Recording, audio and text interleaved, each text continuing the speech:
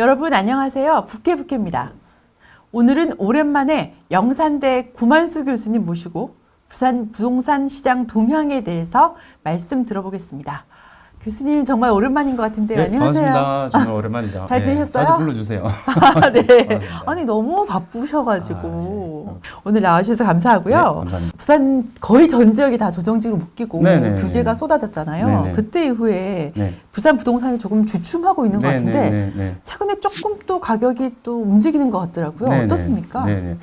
지금 지속적으로 부산 시장은 뭐 점진적으로 이제 계속 가격은 상승하고 있는 상황이고요. 근데 이제 말씀대로 이제 그게 부산에만의 문제가 아니고요.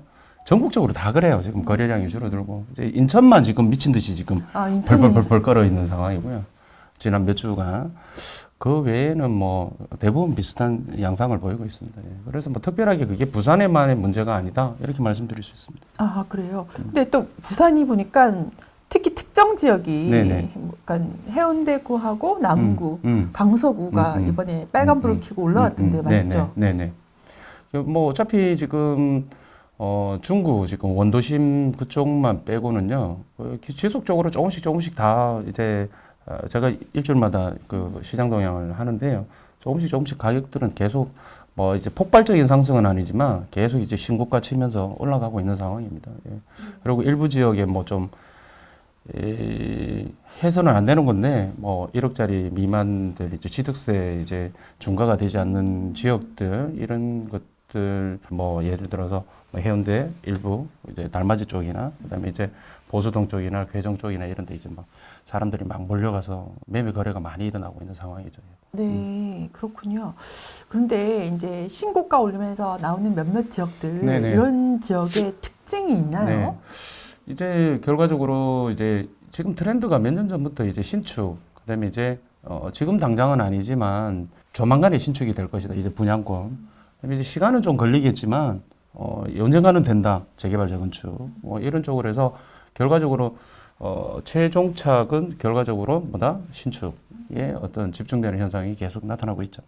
그러니까 뭐 재건축, 재개발이라든지 아니면 분양권이라든지 그런 게 이제 주로 네. 많이 결국은 나오는 걔네들은 이제 모양은 틀려도 결국은 신축 아파트로 이제 귀결이 되는 거니까요. 사람들은 그런 신축 아파트 거기에 플러스 주변에 기반 시설이 잘 돼 있는 곳 지금 말씀하신 것들이 다 전부 다 이제 해운대 뭐 이제 남구 이제 명지 쪽 강서구 이쪽에서 다 기반 시설이 잘 돼 있어서 편의 시설 또 이제 뭐 이렇게 편하게 살 수 있는 그런 쪽의 신축들에 사람들이 열망이 계속되고 있죠. 예. 네. 근데 부산은 뭐 조정지구 막 묶이고 이래가지고 대출도 잘 안 나오고 이러는데 네네. 누가 무슨 돈으로 사는 거예요? 그러니까 그게 약간의 어떤 이제 아파트 가격은 우리가 생각하는 것처럼 전반적으로 가격이 오르는 게 아니고요. 특정 한두 개, 예를 들어서 1000세대의 단지에 뭐 한 개, 두 개, 세 개만 거래가 돼도 이게 이제 점프를 해버리니까 실제적으로 거기에 들어가는 비용은 총액으로 따지면 그렇게 많지 않아요. 그런데 이제 옆집이 그렇게 팔려버리면 내 집이 그렇게 돼버리니까 그런 것이지 실질적으로 뭐 대출이 뭐 예전처럼 많이 준다던가 아니면 돈 많은 사람이 되게 많다던가 꼭 그렇지 않더라도 아파트 가격은 그런 식으로 올라간다라는 거죠. 왜? 개수가 작다라는 거죠. 작으면서 신고가 치는데 그게 하나의 막 그 계단이 되고 정점이 돼버리는 거죠. 네. 근데 거래량은 별로 없으면서 신고가가 나오는 이것도 결국 가격을 끌어올리나요? 아니면 거품인가요? 그거는 이제 두 가지로 봐야 됩니다. 이제 거래량이 없는 경우가 이제 두 가지인데요. 우리 시쳇말 뭐 유튜브니까 이제 파는 놈이 없어가지고 오를 때도 있고 사는 사람이 없어서 또 거래량이 없는 경우도 있어요. 그런데 이제 이 요즘 같은 양상은 뭐 더 오를 거다라는 생각을 많이 하니까 팔고자 하는 사람들이 계속 보유하려고 하는 이 심리가 굉장히 강해요. 그러다 보니까 거래량 자체가 없고 말씀대로 대출 규제도 한몫을 하고요. 조정지역 맞은 것도 한몫을 해서 전반적으로 거래량이 다운이 되는 것은 틀림없는 사실입니다. 예. 네. 그러니까 제가 궁금한 게 이렇게 위축된 상황에서 한두 개 나오는 신고가가 왜곡 없는 가격 상승이라고 할 수 있는지 아니면 그냥 워낙 매물이 없어가지고 그런 건지 그래서 이거를 받아들이면서 계속 가격이 올라가는 걸로 보고 실수요자들이 사야 되는 건지 이건 좀 이상하다 싶어서 좀 기다려야 되는 건지 그런 게 좀 헷갈려 하시는 것 같아요. 지금 이제 사실은 뭐 부산뿐만 아니라 전국이 이제 단기간에 많이 상승을 했어요. 그러다 보니까 뭐 좀 쉬어갈 때도 사실은 됐습니다. 왜냐하면 롱런을 하기 위해서는 중간중간 이제 쉬어가는 구간이 필요합니다. 그냥 뭐 기울기가 급격히 돼서 막 쫙 이렇게 상승을 하는 것은 나중에 결국 후유증을 남기게 되거든요. 뭐 그런 측면에서 봤을 때는 이렇게 조금 쉬어가면서 조금씩 거래되면서 올라가는 것도 나쁘지 않다고 보고요. 다만 이제 실수요자 입장에서는 되게 부담스럽죠, 그게. 왜냐하면 내가 그 고점에 사는 것 같아 이런 생각이 되게 많이 들거든요. 그렇기 때문에 저는 이제 제 주변에 이제 제 강의를 들으시는 분이나 이제 시장 동향할 때도 그런 거 뭐냐면 지금은 이제 사람들이 이제 부동산 투자 뭐 그거는 주식 투자도 마찬가지고요. 뭐 하다못해 비트코인도 마찬가지인 게 이게 이제 그 물건의 가치 판단을 하는 게 아니라 그냥 인플레이션에 베팅한다. 돈이 현금이 쓰레기 되니까 인플레이션에 베팅하고 또 자기가 실수요자라면 내가 여기서 살면은 뭐 조금 떨어지면 어때? 또 기다리면 올라가는데 그런 심리를 이제 반영하는 것이고 또 그런 생각을 가지고 있으면 물건을 살 수 있는 것이고 예를 들어서 투자를 한다던가 아니면 야 떨어지면 절대 안 돼 뭐 이러신 분들도 분명히 있어요. 이런 경우는 사기 부담스럽고 그런 분들은 또 사라 소리도 안 하고 또 본인들도 살려고 하지도 않을 거예요. 예, 저는 그렇게 봅니다. 네. 그 최근 중앙지에도 날 만큼 화제가 됐던 게 현대 한 아파트가 이른바 국평이라고 하는 30평대가 굉장히 높은 가격을 갑자기 올라가서 걔가 조망이 좋아요. 아. 조망이 딱 그 요트 경기장 딱 보이거든요. 그런 부분도 있어요. 그런데 그게 재건축 기대감? 재건축 기대감인데 사실은 재건축 기대감이라고 하기에는 약간 좀 오류가 있어요. 왜 그러냐면 삼익비치가 사실은 차세대 대장이 될 것이고 그런 다음에 이제 다음 타자가 사실은 마리나 시리즈거든요. 시리즈인데 마리나 중에서도 이제 세 가지가 있어요. 아시다시피 그중에서 세대가 큰 게 있고요. 대우 마리나. 이야기 다 가지고 있는 거예요 혹시? 아니요, 대우 마리나. 예, 대우 마리나가 그런데 사실은 이번에 이야기했던 그거는 그게 아니거든요. 그러다 보기 때문에 재건축 기대감으로 샀다라고 하기에는 약간 좀 앞뒤가 안 맞는 게. 그러니까 아직 너무 많이 남았다는 거죠. 아니지. 남은 것도 남은 거지. 뭐 언젠가는 하긴 하겠지만 이제 규모의 경제라는 게 있거든요. 삼익비치가 세대수가 그렇게 많고 일반 분양분이 없음에도 불구하고 그렇게 전국구가 되는 이유는 뭐냐면 입지 때문이고 또 규모 때문에 그렇거든요. 근데 이제 대우마리나를 비롯해서 그 옆에 애들도 입지는 되게 좋은데 이제 규모의 어떤 경제에서 봤을 때는 대우마리나가 압도적이거든요. 근데 요번에 이제 이제 화제가 됐던 것은 그게 아니다 말이죠. 그러다 보니까 단순하게 재건축으로만 갔겠느냐라는 생각도 저는 보면서 그런 생각을 해요. 그러면 뭐 조망 뭐 모르겠는데 또 그게 이제 매입한 게 개인이 아니기 때문에 또 그러고 저 바다 건너 애들이 사가지고 홍콩의 법인? 도대체 이게 비트코인 팔아서 그런 건지 뭐 사실은 알 수가 없어요. 또 딱 깨놓고 얘기해서 그래서 말씀드릴 수 있는 거는 어떤 상식적인 거래는 아니다. 왜냐하면 이 시세라든지 어찌됐든 가격이라는 게 아무리 올라가더라도 이렇게 단계 밟으면서 어떤 또 동인이 있어야 되거든요. 그런데 그러한 요인이 아주 뭐 전혀 없다고 볼 수는 없지만 가격 상승 점프한 가격에 비해서 그러한 동인이 약간 좀 부족하지 않겠느냐 그런 생각을 좀 해봅니다. 저는. 그래서 참 그게 말이 많더라고요. 그래서 말이 많은 것 같아요. 저도 좀 뭐 명쾌하게 분석이 안 되니까. 계좌 깔 수도 없는 거고. 전화로 물어볼까요? 시작 해볼까요? 홍콩말을 못해가지고. 그리고 이제 서울 얘기를 좀 하면 서울은 오세훈 시장이 당선된 이후에 재건축 아파트가 좀 들썩이더라고요. 부산도 이제 박형준 시장이 당선된 이후에 좀 변화가 있습니까?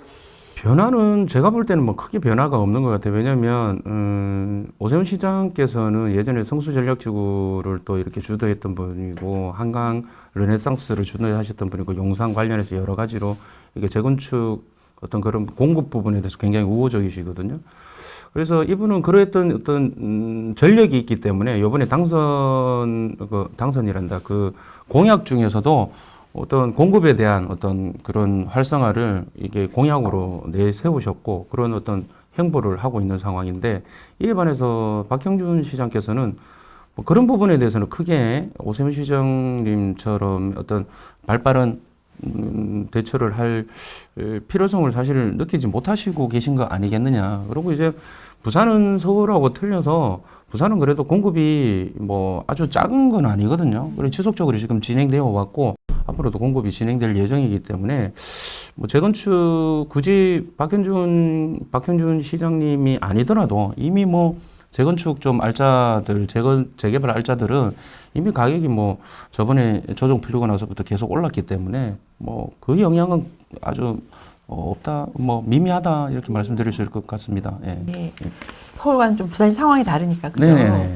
그다음에 요새 이제 또 굉장히 화제가 되는 게 공시가 1억 미만의 아파트 투자 혹은 네. 뭐 썩빌 투자 네. 이런 게 네. 사람들이 규제를 피해서 막 그리로 돈이 가는 것 같은데 교수님 그거 어떻게 보세요?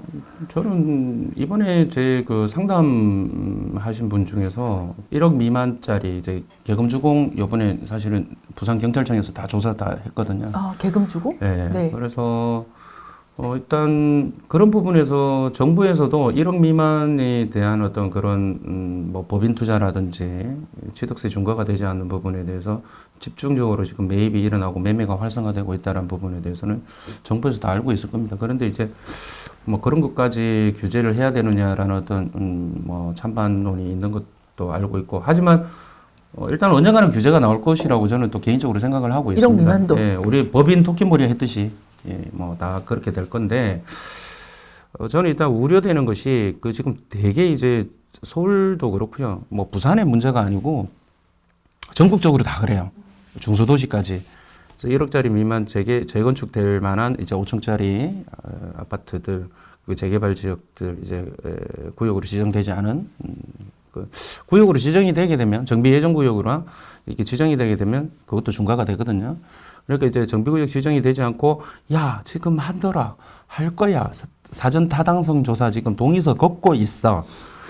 이제 이런 것들을 이제 리딩 그룹이 있습니다. 이 부동산 커뮤니티에 리딩 그룹에서 얘네들이 이제 지도에다가 줄을 쫙 그어가지고 금을 그어서 이제 부동산하고 이제 뭐 결탁 아닌 결탁이죠. 해서 이제 그 자료를 뿌립니다. 뿌려서 누가 지금 동의서 걷고 있다. 그러고 가면 이제 프랭카드도 붙어 있어요. 네. 동의서 진구 중이다. 뭐 맞아요, 이런 식으로 맞아요. 했는데 이거는 굉장히 저는 개인적으로 뭐 굉장히 위험하다. 왜냐하면 저는 항상 하는 얘기가 뭐 될 수도 있지만 안 될 수도 있는데 안 되면 물리는 거니까 물린다는 표현이 좀 이제 좀 그렇긴 한데 투자의 정도를 걷는 건 아니다 이렇게 생각이 되고요. 확률이 결국은 투자라는 게 확률의 게임이거든요. 그 확률을 얼마만큼 이제 실패의 확률을 줄이느냐, 성공 확률을 높이느냐의 문제인데 물론 이제 나는 돈이 없어서 좋은 건 할 수가 없어 이렇게 이야기하면 막 할 말은 없습니다만은 차라리 안 하는 게 낫지 않느냐 하려면. 최소한 사전 타당성 검토가 끝나서 이제 구역으로 적어도 정해진 곳, 예, 뭐 조합 설립까지 되면 좋고요. 그래서 그런 곳을 조금 더 주더라도 안전한 곳에 투자를 하는 것이 이게 투자의 정도의 길이다 이렇게 생각이 되고 지금 뭐 해운대 달마진이나 지금 보수동이나 괴정이나 부산만 하면 그렇고요. 서울은 뭐 말도 할 것도 없고. 달맞이는 뭐 어떤 건데요? 달맞이는 지금 그 달맞이 고개 위에 그 이제 알렉산더 위쪽으로 해서 그 빌라 오래된 것들이 많이 있잖아요. 아 그쵸 거기 약간 빌라촌이죠. 네, 근데 거기가 굉장히 고지대란 말이에요. 엘리베이션이 굉장히 높거든요. 근데 거기 지금 재개발 될 거라고 뭐 이렇게 하고 있는데 제가 봤을 때는 거기는 저도 뭐 부산시 건축 심의위원도 했었고요.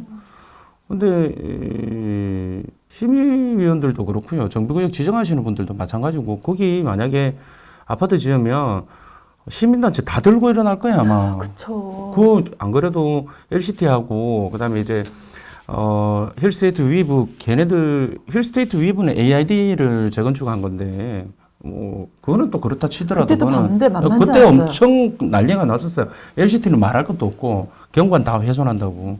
근데 거기다가 그 어떤 그런 과거의 어떤 그런 전력이 있는데 부산시에서 과연 거기를 정비구역으로 지정을 해주겠느냐라는 문제는 조금만 생각해 보면 저는 굉장히 고난의 길이고 안 될 거다 봅니다. 저는 그러니까 개인적으로. 지금 달맞이 거기 빌라촌에 이제 여기 우리 재건축이나 뭐 재개발 될 것 같다 이래가지고 막 거래가 일어나는 말씀이네요. 그게 이제 1억 미만 이제 소위 말해서 썩빌 투자 이래가지고 썩은 빌라 투자 교수님께서는 그건 좀 주의를 하면 좋겠다. 하면 안 되지 주의고 나발이고 뭐 하면 안 되지 그런 거는. 네, 하면 안 되고 또 근데 이제 문제가 뭐냐면 그게 몇 천에 사서 네. 사람들이 몰리니까 뭐 500이든 1000만이든 오른단 말이야. 그래, 나는 이거 투자를 잘한 것 같아. 이렇게 오해를 한단 말이야, 사람들이. 그러다가 이제 어떤 식으로든지 계속 된다 그러고 프랜카드 붙어 있고 뭐 동의서 구한다 그러면 계속 가격이 올라요. 얼마라도. 근데 우리가 이제 부동산 투자를 해보면 알지만 보통 한 2년은 갖고 있어야 일반 과세고, 뭐 법인은 이제 그런 부분에 대해서 이제 뭐 어제 샀다 오늘 팔아도 이제 법인세만 내면 되긴 하는데, 그 이제 취득세 중과가 안 된다는 어떤 그런 부분들 때문에 이제 그 부동산 커뮤니티에 이제 작전 세력들이 있죠. 얘네들이 이제 법인으로 샀다가 그 주변 사람들한테 사고, 이제 부동산 커뮤니티에서 막 거기 좋다 하더라 띄우고 뭐 이렇게 그림 그려가지고 올리고, 그러면 이제 실제 공부를 전혀 이런 부동산 공부를 하지 않으신 분들은 그거 정말 오르는 것도 진짜 되는가 보다 하고 가서 사는 거예요. 그래서 굉장히 위험하죠. 그게 이제 전국적으로 다 그래요, 지금. 부산에만 문제가 아니에요. 예. 예, 그 지금 말씀해 주신 게 달맞이 쪽하고 아까 개정? 네. 개정하고 대전도 그렇고 보수동 쪽도 그렇고. 보수동도요? 예, 예, 예. 그런 주광역 개선 사업지구를 이제 해제시키고 재개발 쪽으로 가겠다 뭐 이런 어떤 그런 플랜인데 쉽지 않죠. 그러니까 이제 뭔가 윤곽이 드러난 다음에 뭐 해도 되는데 뭐 그러니까 이제 그냥 이제 소액 투자다 이러니까 여유가 없으신 분들이 작은 금액으로 투자해서 그냥 몇천 넣고 몇천 벌면 이러기 근데 그게 굉장히 위험한 투자다. 굉장히 위험한 투자다. 꼭 유의하셔야 되겠습니다. 하지 말라니까. 하지 말라고 항상 하시네요. 얘기하잖아. 모르면 하지 말라고. 단호하십니다. 책도 있잖아.